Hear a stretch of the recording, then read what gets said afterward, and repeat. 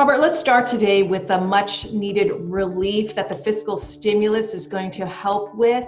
How would you describe how critical it is to get that out to people? We're already seeing so much economic dislocation as a result of the coronavirus pandemic. Company layoffs, we're starting to see those rolling in. And there is a segment of the economy, people who are working in the gig economy, informal economy, not attached to a medium or large size business. Those are the most vulnerable right now. And so we need to see a fiscal stimulus package that can get relief to those types of individuals absolutely as soon as possible. Robert, have you seen any estimates as to what the layoffs are going to be this week?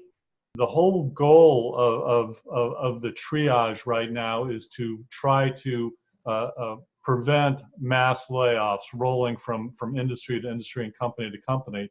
And so that's part of this fiscal stimulus that's being discussed right now. Is, are companies going to be encouraged to hold on to their employees, keep them on the books, or are we going to see cascading layoffs? Robert, the Fed is aggressively putting money into the system. What exactly are they doing, and how is that supposed to help?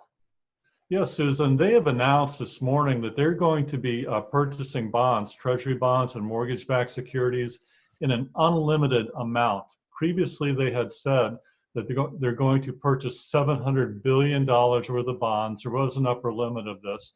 And now they've gone into whatever it takes mode. There is no upper limit. They're simply going to do what they think is necessary to help stabilize financial markets in the days and weeks to come. And I think this is a very good thing.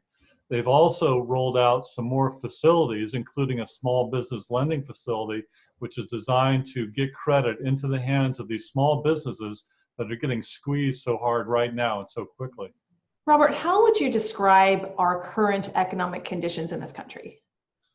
Well, these are very serious times, Susan. We have not seen the pace and the scale of demand destruction that we're seeing here as we wind up the first quarter and head into the second quarter. We haven't seen that in modern history. And so we are in a unprecedented times that are going to require creative and forceful responses from the Federal Reserve, from Washington in terms of fiscal policy, and that's exactly what we're seeing right now. So lots of unknowns out there, lots of disruption, but we do have a full set of tools being unleashed now from Washington, and I think that's a very good thing. Robert, now we have about 100 million people who are at home on lockdown. Any way to describe the economic impacts of that going more than 2 weeks, going a month or longer than that?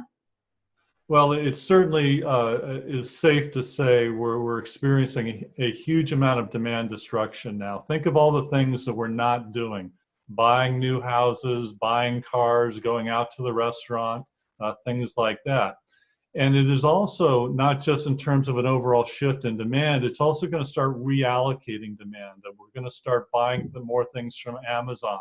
We're going to start taking advantage of delivery services. We're going to think of new ways to interconnect socially from home. So we're going to emerge a slightly different economy at the end of this. And that's what a recession always is that we emerge, the economy is different, and then we figure out how to adapt and grow from there. And I have no doubt that once we return to anything that we can call normal, the economy is going to feel different. We're going to do some things differently, and we'll adapt and go forward from there.